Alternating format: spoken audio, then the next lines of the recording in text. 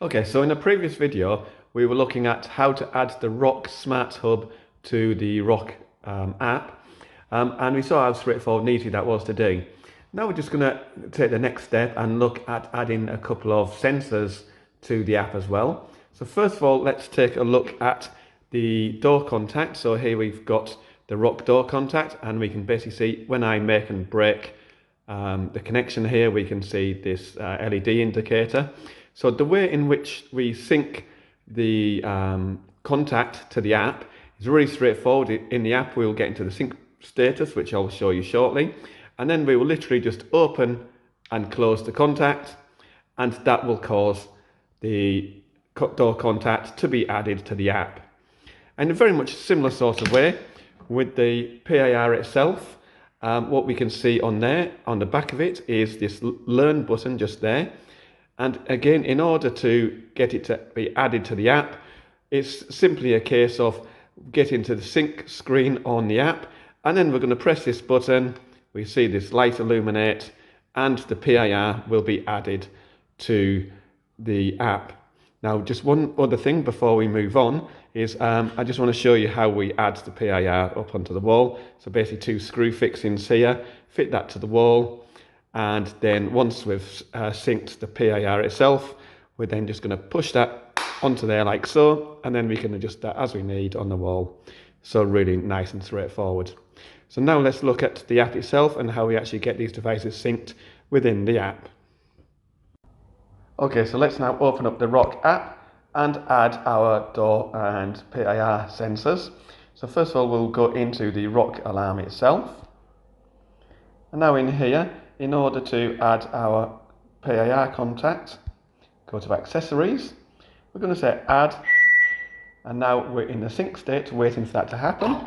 So on the back of the PIR, I'm going to press the Learn button. And we heard the beep there. So we'll close this screen now. And now we can see our PIR sensor has been added. How easy is it to do that now also for a door contact? The answer is really straightforward. Again, let's just press the Add button here. And then, whilst we're in the sync screen here, I'm going to separate the door magnet from the contact itself. So I separate them. We hear that beep. Close this screen. And sure enough, we now have our door sensor as well. Now, at the moment, we can see that the PIR sensor just called Sensor Name 2 and Door Sensor Sensor Name 3. Not very useful names, so let's go and change those. So we'll click into the PIR motion sensor, and then here we see sensor name. I'm just going to click on that, and here I can basically just delete all of that, and I can call it front room, for example, and then done. And then we've got the option of different zone types: home zone, normal zone, delay zone, always on. So in this case, I'm going to select normal zone. So basically that will be every time the alarm is set, then this PIR sensor will be active. The reason we have home zone, that would be if we had a PIR upstairs, for example, and we don't want it set at night. Delay zone, this would be, for example, the front door when we want our entry-exit timer to go off. And then always on zone, basically if the device triggers at any time, regardless of the state of the system, it will cause an alarm condition. So right now, for this PIR, I'm just going to select the normal zone. What we can also see on this screen, just before we move off it, is being a two-way system, we can identify the status of the battery as well. So if you have any battery low conditions or anything like this, then we're able to get that alerted as a push notification through to the user to warn them that there is a low battery condition. On the subject of that, battery life on the PIR sensors, door sensors, etc. is 2 years, so quite a long time anyway.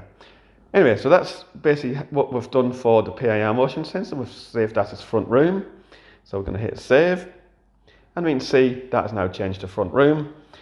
The door sensor still sends sensor name 3. I'm going to click into there. I'm going to click into there, and I'm going to call that front door, for example.